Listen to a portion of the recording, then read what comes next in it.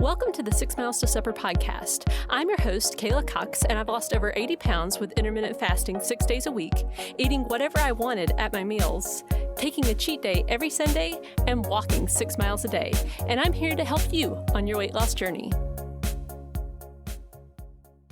In today's episode, we're going to talk about playing to your strengths. Now, sometimes we look at our traits, the things that we naturally do or the way we are, and sometimes we can kind of be negative about them, and what I'd want to encourage you is that when you take stock of yourself and you look at the things that you're already doing, the ways that you already are, and reframe it in your mind and say, that can be a strength that can really help you when you're trying to lose weight. The thing is, behavior change, and that's all weight loss really is changing your behavior, is difficult. And so instead of trying to always just change your behavior, working with your pre-existing behaviors can really help and can make the process a lot easier. And so in this episode, I'm going to talk about some of the traits that I have and how I worked with those to help me to lose weight and to keep it off. Some things that were maybe things that I thought were negative at first, and some things that I just knew, they're positive, but I went ahead and instead of just kind of ignoring like that's a strength I have, I owned it, and that really helped me. And of course, I want to emphasize that, any trait can be taken to an unhealthy extreme. And this whole process is really a process of learning about yourself. And once you have that knowledge of yourself, you can start to see, okay, this is not serving me well, so I need to moderate that a little bit. Or, or the opposite way, you can say, hey, I already have this. And if I amped it up a little bit, that would help me even more.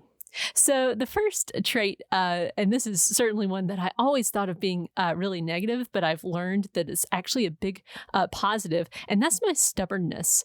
For a long time I thought, it's just because I'm stubborn as a mule, and this is why it's hard for me sometimes to do certain things, especially to get myself to do things. I'm very stubborn.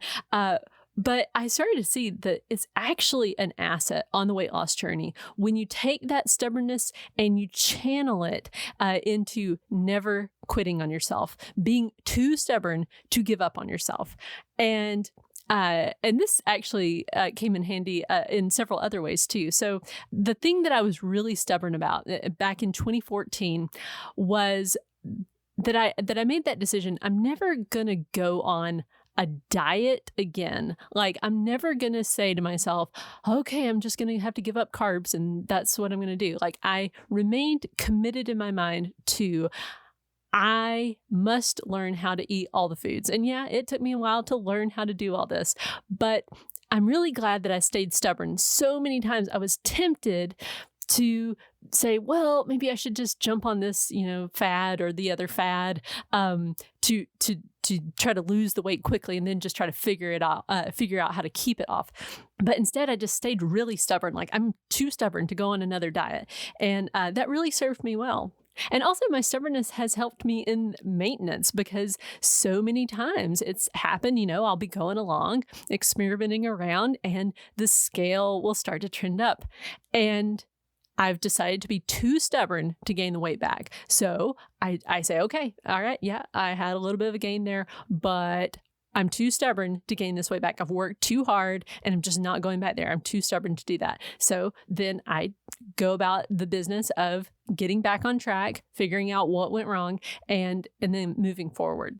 Another trait that I kind of always thought was a negative, but I've learned that it's really a positive, is being a nerd. I am the type of person who likes to geek out over numbers and just in general, like, I like spreadsheets, and I had never really connected the idea that being a nerd could actually be really helpful on the weight loss journey. But instead, this past time, I thought, okay, like, one thing I'm really good at is making a spreadsheet. And by the way, if you need a spreadsheet to help you with tracking your weight, you can get one on my website, 6milestosupper.com/freebies. You can get your 7-day weight tracking, averaging spreadsheet. But so I did that. I created spreadsheets. I tracked my progress. I created a spreadsheet for my weight tracking. Previous to that, I created a spreadsheet for my measurements measurements tracking, which of course, as you guys know, that didn't work out that well because I was, basically pulling the tape tighter and tighter every week instead of actually measuring how big around I was.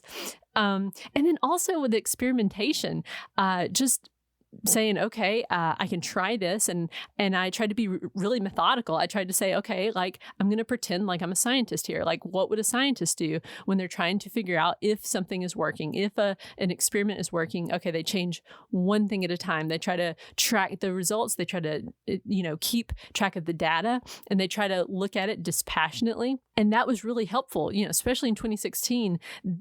The idea of like approaching it from that standpoint was really helpful because then I even though the idea of trying my experiment with this what seemed like really, really simple, like intermittent fasting 6 days a week, cheat day on Sunday, walk 6 miles a day, that seemed way too easy. I thought I was going to gain lots of weight, but because I had that like, well, it's an experiment, that kind of mentality got me to at least try it. And of course, like you guys know, it worked out really well for me. So, but embracing that side of me to say, okay, I'm already a nerd, so how can I apply that to weight loss? It was really helpful.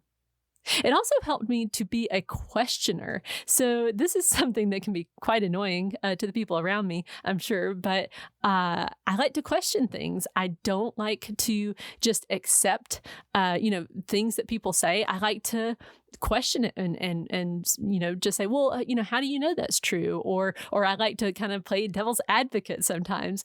And, like I said, I know that can be kind of exhausting, and I try not to do it in a rude way, but that's just how I'm built. I like to question and to challenge the accepted wisdom.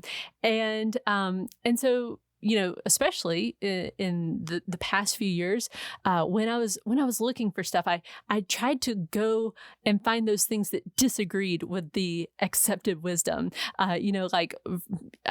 Because I knew, like looking back, because I have been on a diet since I was like 6 years old. It's what it felt like. I was on again, off again on all the different diets, and the thing that I saw was like, man, the expert, quote unquote expert opinion changes like every few years. And I mean, like for probably the past couple of decades, it seems like now sugar has been the bad guy. But I remember a time when, fat was the bad guy, or dairy was the bad guy, or, meat was actually the bad guy. And so now, I just started to question everything. Like, well, is the currently accepted wisdom that, oh, carbs are bad, but, maybe it's not. And that helped me because then it taught me that I could eat all the foods, like that I didn't have to go on the fad diet, that I really could just figure out how to keep eating all these things and still lose the weight. Of course, that helped me to keep it off because otherwise, if I had gone on some sort of fad diet, yeah, I probably would have lost weight, but I would have packed it back on like I always do. Another trait was just my independence. I'm a very independent person. I'm self-reliant, and again, I in the past, I hadn't really thought of that as being something that was important for weight loss. I always just kind of thought, well, I'm not good at it, obviously, because I have a weight problem. So I just have to, read the book or, go on the diet or whatever. But then this time I said, hey, being really independent is a strength that I have. And so I became self-reliant as far as when I'm on the plan, when I'm doing the plan that I created for myself, I'm always asking myself, like, how's it going? And if we're having a problem, what's going on? And I always tell myself, like, I can figure this out. I can figure out what's going on. And then I hold myself accountable. And that's been very, very helpful because it's easier, like if you don't take that independent kind of mindset and say, well, it's the other person's fault. It's the person who created the diet plan. It's the person who created keto. It's their fault because I didn't, follow the diet, or it didn't work for me. But instead, when I owned it, when I said, I am in control of this and I am going to be self-reliant, it helped me to take full responsibility for my actions. Now, another trait is my introspection, which can be quite a negative thing because sometimes I can really overthink things. And so, like I said, any kind of trait that I've already discussed or that I will discuss can be taken to an unhealthy extreme. And, if you're the type of person who finds themselves ruminating a lot, which I can be that type of person who really gets inside their own head, and it can kind of lead to a negative headspace. But the process of introspection can actually be really helpful when you're figuring out your root issues. Like, not just like, okay, I overate today. It's like, why did you overeat? What's going through your head? And learning how to just observe yourself and think about things, really taking the time to sit down and think about, why am I doing the things I'm doing? It's really helpful. So instead of thinking like, oh, it's too bad that I'm always so introspective, I just think of that as a strength. Now, this one is a more just practical kind of trait that I had, and that's big portions. I like big portions. And I always thought this is like why I can't lose weight. I always thought like, oh, it's just because I like big portions. Like, that's why nothing ever really works over the long term. I just like food too much. Then I decided, okay, I'm going to have to take that and make that into the strength. Like that's like a superpower I have, is I'm able to sit down and have a big meal. Well, as it turns out, intermittent fasting is the perfect match to that, because I can sit down, I can have a big meal, and I can stand up and not have to worry about food for a big chunk of time before I need to eat again. And so instead of just saying, oh, that I'll never lose weight because I just have to teach myself how to eat small portions, I said, okay, I'm already eating big portions. So what works with that? Another thing is that I love all the food. I love bread and pasta. And instead of trying to fight against myself and try to like make myself become the type of person who hates bread and who hates pasta and hates ice cream, I said, you know what? I love all that stuff. I really do. And I want that in my life. I was just really honest with myself. Like, like when I have a birthday, I want cake. And when I go to people's birthday parties, I want to eat cake with them. And when I go to Italy, I want to have gelato in my hand pretty much at all times, just walking around looking at beautiful things. And so by embracing that and saying, okay, that's what I want. That's just who I am.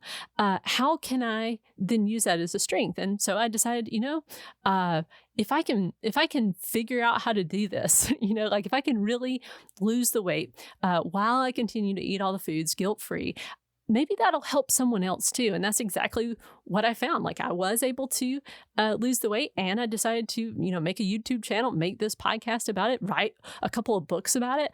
And it's helped people. So I used what I thought of as a weakness at first to become a strength.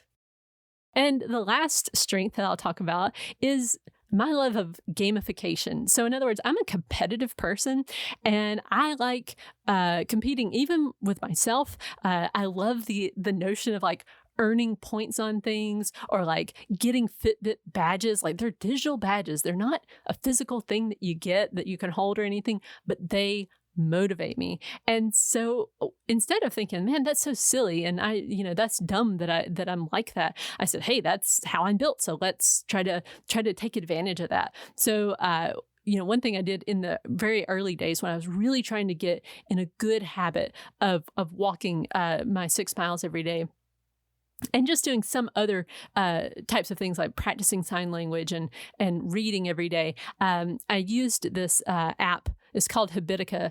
But basically, you could give yourself points for doing certain tasks every day. And with the points, I don't know, you could earn like different armor. I mean, it sounds really silly when I say it out loud, but the point is, it was really motivating to me to earn those points. And so it put me in a great habit, because I was like, okay, I went out and walked my 6 miles. Okay, I get, a certain number of points for that. Okay, I practice my sign language. I'm going to get points for that. And now over time, what I found was I didn't need that app anymore, because I had already ingrained the habits, and I had found that they were their own reward just by doing the things. They were now enjoyable. But it really did help me to use that gamification to get me to where I wanted to go. So now that I've shared some of my strengths and how I use them, or maybe some of you might think, well, those were really weaknesses and you turned them into strengths. Either way, I used what I had. And so I want to encourage you to sit down with yourself right now, especially if you're having trouble on the weight loss journey. Sit down and figure out what your strengths are. What are you already doing? What type of person are you already? And then form your plan or tweak your plan. Like if you already have a plan and it's just really, really difficult and you're having a really hard time implementing it, then do a little bit of tweaking and decide like, okay, why is this not quite working with my personality? Like if you're the type of person, who is an introvert and you're trying to push yourself to go to the gym every day. And I mean, this was me. I'm an introvert. I like to be by myself or with my husband or like inside my house. I'm not a big extrovert. I don't like to be like in these places with lots and lots of people that are really loud. So if you're that type of person and that's what you're having trouble with, is like you're wanting to be going to the gym every day because you think that will help you lose weight, but you're an introvert, then maybe you could tweak your plan around a little bit and say, okay, well, how could I work with my introversion? I mean, one way I did that was by walking inside of my house, but you might do that by saying, well, I need to get up early so that I'm like one of the only people in the gym, or, I need to go late at night because then it kind of depends on where you live, I'm sure. But the point is you can work with the type of person you are already and build your plan around that. Now, of course, I am a big fan of getting outside your comfort zone, and I do try to do that on a regular basis. But I'm, saying for the long haul, the best way to get started is just to go ahead and work with what you're already good at. So I hope that helps you, and I'll see you in the next episode. You're sick and tired of being overweight. You're working hard to lose and the scale refuses to budge. You're done with dieting. You just want to eat like everybody else. When you hire me as your intermittent fasting coach, we'll tackle the issues that are standing between you and the life you want. If you're unsure about whether one-on-one coaching is right for you, click on the link in the show notes and schedule your free 30-minute consultation. I look forward to working with you.